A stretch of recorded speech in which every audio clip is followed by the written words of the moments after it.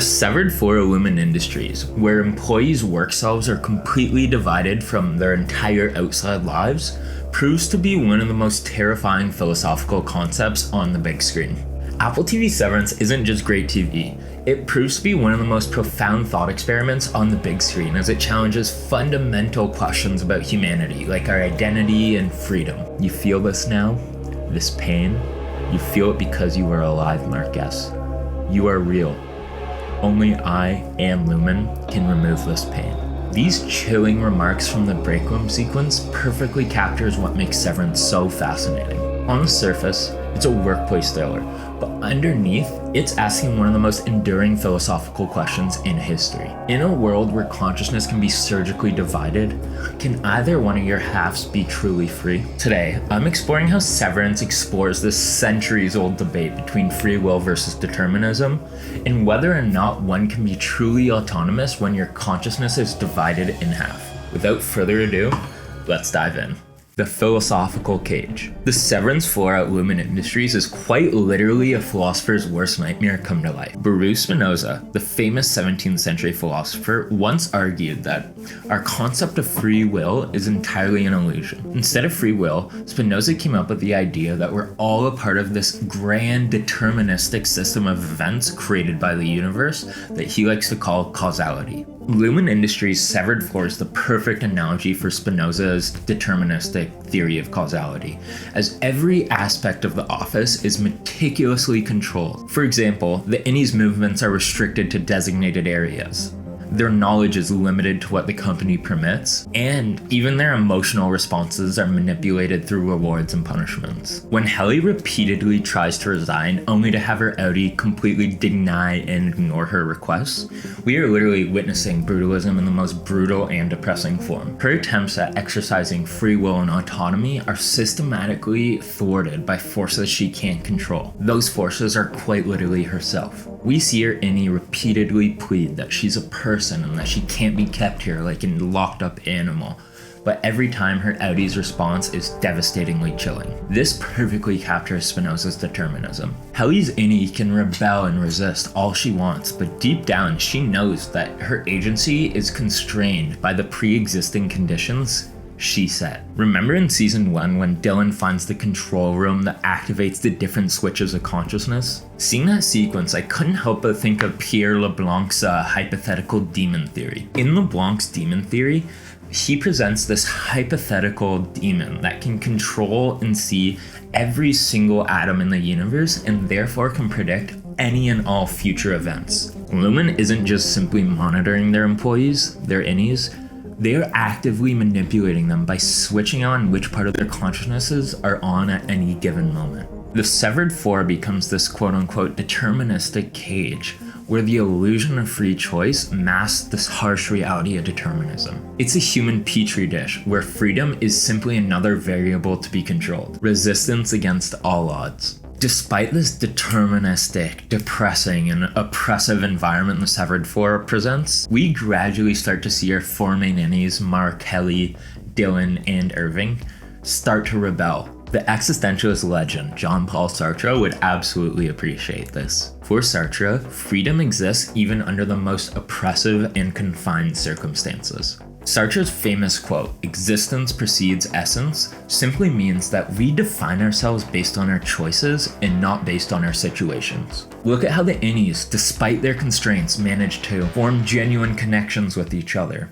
question the nature of their work, develop curiosity about the outside world, and ultimately coordinate acts of resistance. This pivotal moment comes in season 1 when they discover the overtime contingency. The overtime contingency represents a crack in the deterministic system, a genuine possibility for choice in a world designed to eliminate it. When Dylan sacrifices seeing the real world to help his friends, we're seeing what Sartre calls an authentic choice. A decision made with full awareness of all of the consequences, and as a result, defines who you are. Dylan chose solidarity over self-interest, demonstrating free will within a system that is designed to control him. Philosopher Immanuel Kant would also find significant interest in the innie's moral development. Kant argued that free will is tied to rational moral agency. In other words, our ability to act according to principles that we set out for ourselves. For Kant, freedom has nothing to do with the ability to do whatever you want whenever you want. Freedom is the idea of acting rational within a moral system of law,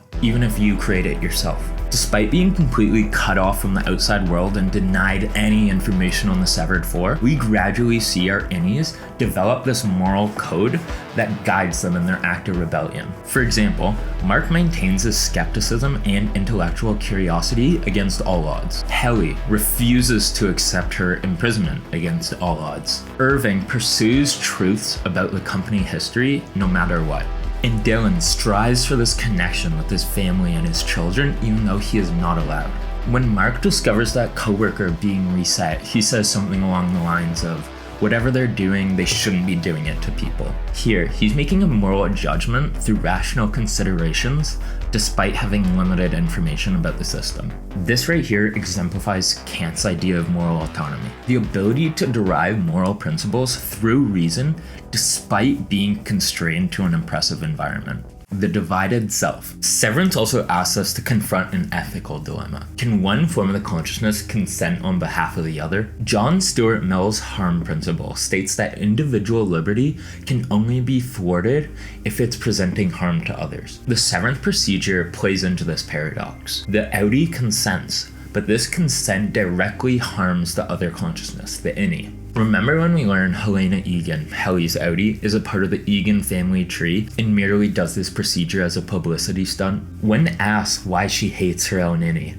Helena coldly responds, "She is not a person.